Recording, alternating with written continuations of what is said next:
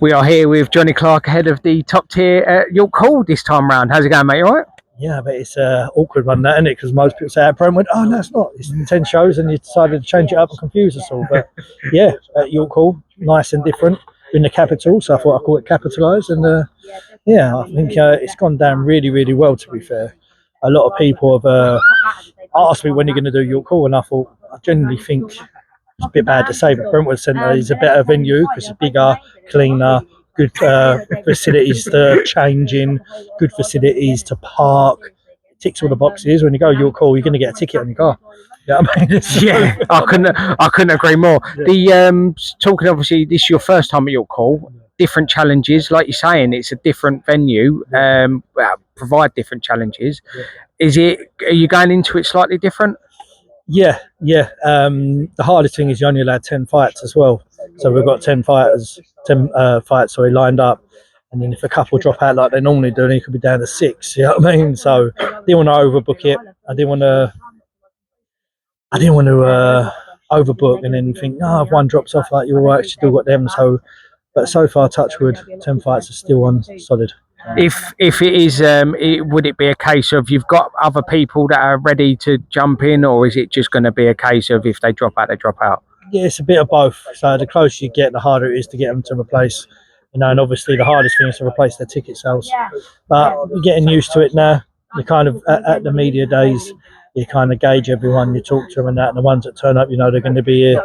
And today everyone's turned up. You know what I mean, other than Kevin, but he's a long way away, Liverpool, and he's resting. So it's important for him. You got Constantine Ursu heading the bill, get the silver Commonwealth title. Was it just full Commonwealth title? I'll get that again, full Commonwealth title.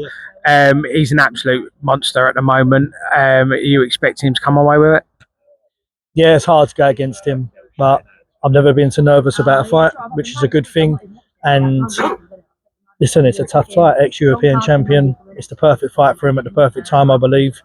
And it's a very good test. And Ethan's been inboxing me, telling me he's got itchy knuckles. And I said, stop it, you're making me nervous. But listen, he's a great lad. And I think it's a perfect fight. And it's not going to be an easy fight. And that's why I've got this feeling in my stomach. But I'm buzzing for it. And may the best man win it. At the end of the day, they both come here, and they've both done a lot in their careers. And now you're going to find out who's the best. He's part of inline management, yourself as well. Also, I know Harley Whitwell was just signed for you as well. Is this just the start of a different avenue you're going down? Yeah, put a lot into the shows, and it's nice to get something back from them when they go. And they're two people that I think are going all the way. You know what I mean? So it'd be silly for me not to. Harley's just had an operation. She's going to come through this, come back by the end of the year, hopefully have a little fight, and then really push on with her next year. But she's someone I really believe in. Since the moment I met her, I think she looks the part. I call her the angelic assassin there. You know what I mean? I've got the Moldova monster and the angelic assassin. Just sang about her, and I think she'll go all the way. And maybe in the future, I would love a fight with her and Lily Winch or her and Louise Alton. They're all around the same weight. But not on my show. I'd like it to be on one of the big boys. Do you know what I mean? Yeah. I'd like to promote them and manage them and then push them up to them, and then they get a big payday, because on mine they're just going to split ticket sales and it won't be a big payday for each. So yeah, let's get them on maybe Queensbury, would be nice, wouldn't it? Yeah, of course. You've got Grant Dennis, Kevin Revell. I know you tried to obviously make the match. I know Grant had to pull out. Yeah. Now we've got round 2. I know Kevin still fought.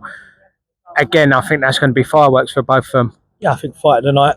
I think obviously for boxing skill level, Ethan and Ursu will have the higher level, but for fight, for grit, and for York Hall Raw, Small Hall War, you can't look past that fight, can you? Essex versus Kent on neutral grounds. So listen, I think they had a little spat in there. You know what I mean? And I walked in, what happened? And then they're just laughing. But listen, it's boxing. They're very, very nice people outside the ring, and they're all family men, and they're in this for the same reason as me. Build a legacy and give thanks for your kids to look up to. I've got my kids here watching me today. They had theirs. And that's what it's all about, mate. So may the best man win. I'd like to see them both leave healthy and happy, and then the winner goes on and nicks a little title at Chatham Stadium. I know the Sunday shows, the Brentwood show last time. Talk about that. That went down an absolute treat. The stars were out. You had everyone out. Sonny Edwards, Eddie Hearn, Steve O the Madman. You had loads of people out there. Yeah, Joe Cordina. Everyone was about.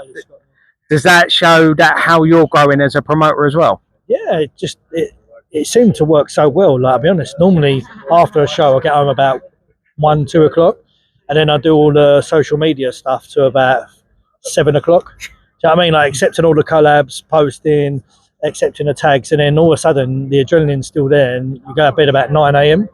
and then your week is absolutely ruined because every day you're catching up. But the last show, I was home by I think 9, in bed by 12, asleep by 1, woke up like nothing. Like normally I'm shattered. I weren't tired. Nothing was wrong with me. I'm just like a normal day. I done the school run, then I went to the gym, and I'll tell you what, it was so refreshing. Do you know what I mean? And then I know people that come to the show enjoyed it. They had good food there as well.